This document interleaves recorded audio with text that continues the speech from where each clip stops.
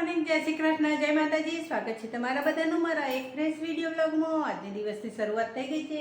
આજના દિવસની શરૂઆત બપોરે જ થાય, એટલે સવારે જ થાય. સવારે ને બપોરે ને એ રીતે થાય છે.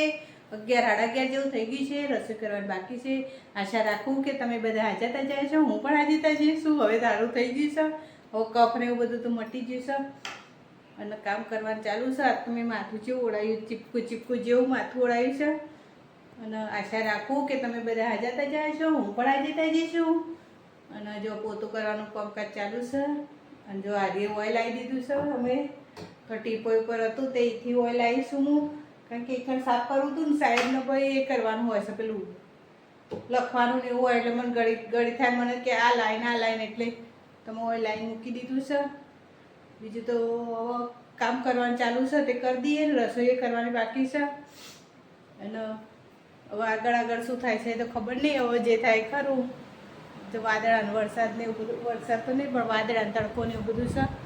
એટલે સારું, ચલો હવે થોડી વાર લઈને મળીએ. કારણ કે બહાર જો પવન ચાલુ થઈ ગયું એટલે મેં મુખવાસ સમો ભર્યો.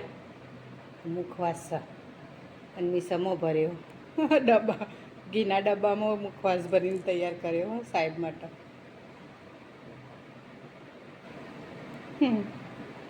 આવું કામકાજ છે આપણું. મેડમ પોતું કરી દઈએ. ગાઈસ, આજે આપણે બનાવવાના છે ઘઉંના લોટના સમોસા.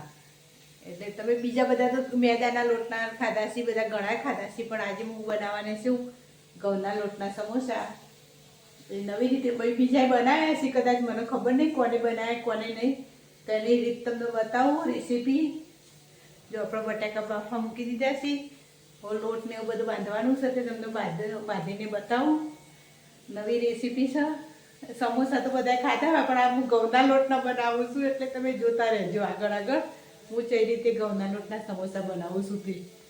તો આપણો લોટ બાંધવાનો છે. તે લોટ માટે આ ઘઉંનો લોટ લીધો છે મેં. રોટલીનો લોટ આવે ને એરો લીધો છે. હવે એમાંથી મીઠું નાખી દઈએ, થોડું એક ચમચી જેટલું મીઠું, અને 1 2 અને 3 ડોકલી જેટલું તેલ લેવાનું. અને હવે આપણે આ બધું મિક્સ કરી અને લોટ બાંધી દેવાનો છે. બધું મિક્સ કરી, બધું તેલ ને મીઠું ને બધું મિક્સ કરી દેવાનું અને તે બાંધી દેવાનો લોટ. ફાઇનલી આપણો લોટ પણ બંધાઈ ગયો છે. જો ઘઉંનો લોટ બધે ને એ રીતે ભાખરીનો નહીં કે રોટલીનો નહીં, આપણે પરોઠાનો લોટ બાંધીએ ને એવો લોટ બાંધવાનો છે. તો આપણો લોટ બંધાઈ ગયો છે. ને આ બાજુ બટાકા પણ બફાઈ ગયા છે. હવે આપણે માવું કરી દઈએ બધું. ફાઇનલી આપણા બટાકા બફાઈ ગયા, સોલાઈ ગયા છે. હવે એ મસાલો કરવાનો છે. તે મસાલા માટે જો આદુ અને લીલા મરચાંનું ક્રશ કરી દીધા છે, અને ચાટ મસાલો, ગરમ મસાલો, પાણીપુરી મસાલો. જો આ ચાટ મસાલો છે, આ પાણીપુરી મસાલો, આ ધાણા જીરું, ગરમ મસાલો, પછી આ જીરું અને સંચળ બે મિક્સ કરેલું, તલ, વરિયાળી, જીરું, ધાણા અને મરચું, હળદર ને એ બધું આવશે, મીઠું આવશે. એટલે સારું, ચલો આપણે એનો વઘાર કરી દઈએ. પહેલાં વઘાર માટે કુકર મૂકી દીધું છે. હવે એમાં 1 ડોકલી તેલ રેડીએ. તેલ ગરમ થાય એટલે આ આદુ અને લીલા મરચાંની પેસ્ટ નાખી દેવાની. આદુ અને લીલા મરચાંની પેસ્ટ નાખી દઈએ અને થોડી વાર સાતરવા દેવાનું. પછી આ જીરું અને ધાણા બે ક્રશ કરેલા છે એ નાખી દઈએ. હવે થોડી વાર ચડવા દેવાની. એક હાથે મોબાઈલ પકડવાનો ને એક હાથે આ કરવાનું, એટલે ફાવતું નહીં. આ થોડી વાર ચડવા દેવાનું. જો ચડાઈ જવા જાય છે. થોડી વાર 1 મિનિટ જેવું ચડવા દેવાનું. એટલે મરચાંનું જે હોય ને મરચું આદુ એ કાચું ના લાગે, થોડું પાકાઈ ગયેલા જેવું લાગે.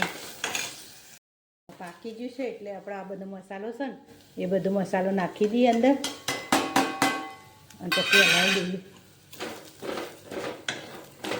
આ બધો મસાલો હલાવી મસ્ત કોરું થઈ ગયું છે ને. હવે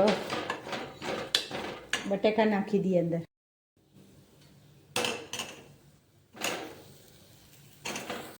એક નાખી દીધા છીએ હવે આપણે એમાં.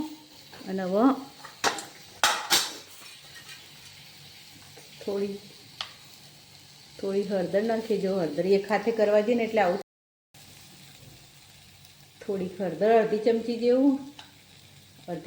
જેવું મરચું અને 1 ચમચી જેવું મીઠું નાખી દેવાનું.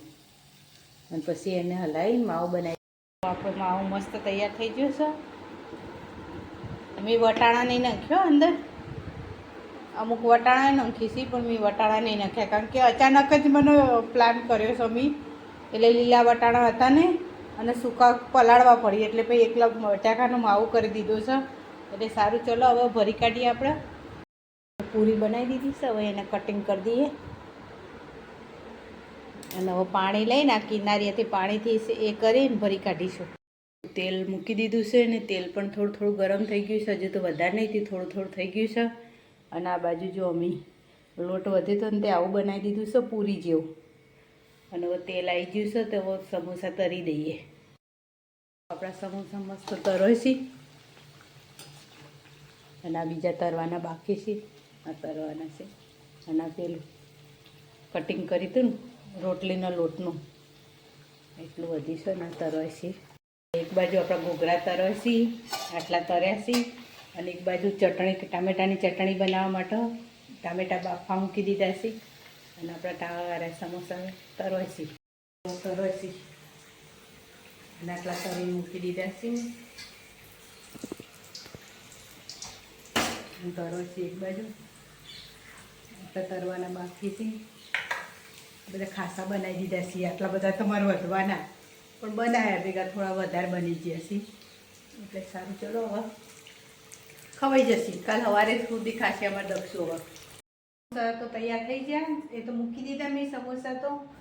અને ચટણી બનાવવાની તૈયારી કરી દીધી છે. જો બધું પ્લેટફોર્મ ને બધું સાફ કરી દીધું, વાસણ પણ ઘસી દીધા. એટલે સમોસા બનાવેલા. અને ચટણી બનાવવાની તૈયારી કરીશું. બસ ટામેટા બાફી અને એને ક્રશ કરી દીધા. બફાઈ જાય એટલે સાલ ઉતારીને એને ક્રશ કરી દીધા. પછી અંદર ગોળ, ધાણાજીરું, ગરમ મસાલો, મરચું, મીઠું અને હળદર થોડી નાખી અને ઉકળવાનું છે. એટલે ઉકાળી દઈએ એટલે આપણી ટામેટાની ચટણી તૈયાર.